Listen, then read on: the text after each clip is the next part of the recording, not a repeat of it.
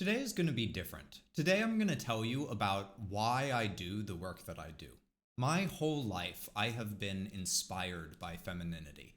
When I was 16 years old, I got my driver's license, and despite my parents' attempts to get me to drive, I was absolutely terrified of driving. I did everything that I could to avoid it. It wasn't actually until my wife started trying to get me to drive that I actually started being able to do it, because showing up for her felt worthwhile to me. My name is Sean. I'm a mental health coach. I see 40 plus clients a week, and today I'm going to practice something that I constantly preach about to my clients, which is vulnerability. Throughout my life, I have felt this pull toward this category of things that felt like it was all under the same category to me, but I could never identify what the common thread was. And those things were things like equinoxes, solstices, moon phases. But again, I never knew what the common thread was until just recently.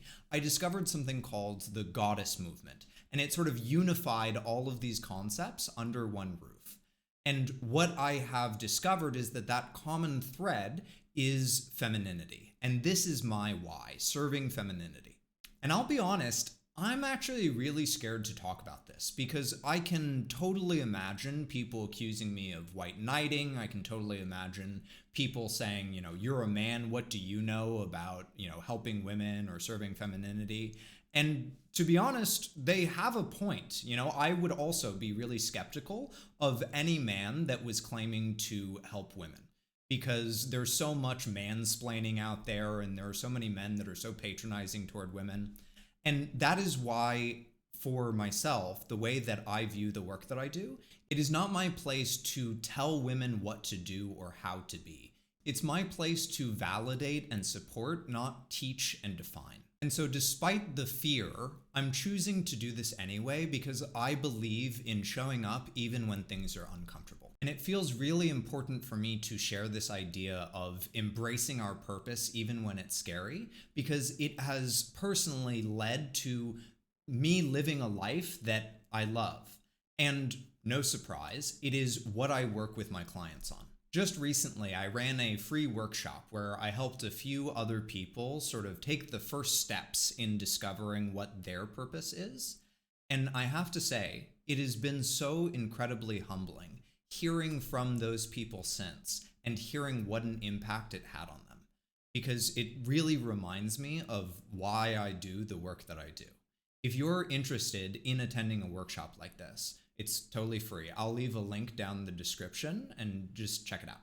And so in embracing being more open about serving femininity, I have really been pouring my creativity into it.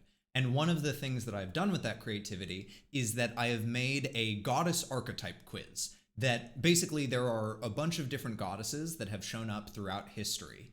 Sort of archetypes of goddesses that have shown up throughout history. And I made a quiz where you can just get some insights into which archetype you resonate the most with. I remember when I was a kid, I always loved those quizzes that'd be like, what mythical creature are you? Or, what animal are you? And this is sort of like that, except with the idea of goddess archetypes. And to be very clear, I don't think that these quizzes should define who you are or anything like that. I just think that quizzes like this, so when I was a little kid, the way that I would use these quizzes was as methods for introspection. So I would take the what mythical creature are you quiz, and I would get a phoenix or whatever.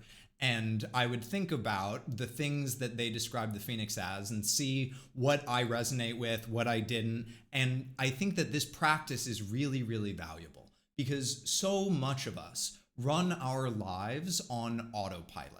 We go to work and we run the work script. We go through the holidays and we run the holiday script.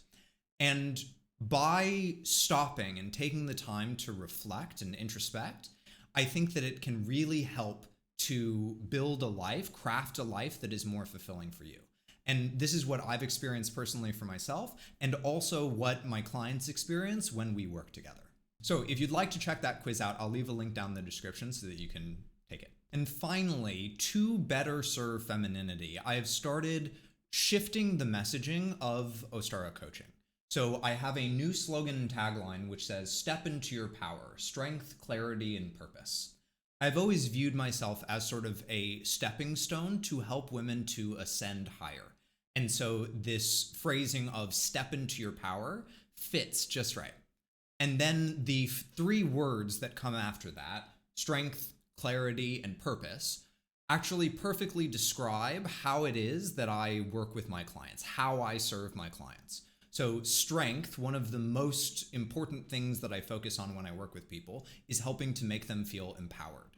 Clarity, I help them to understand what it is that they're going through, what their emotions are saying to them, how their mind works, all that sort of stuff. And finally, purpose, I help people intentionally craft their lives around their purpose so that they can move forward in a more intentional way.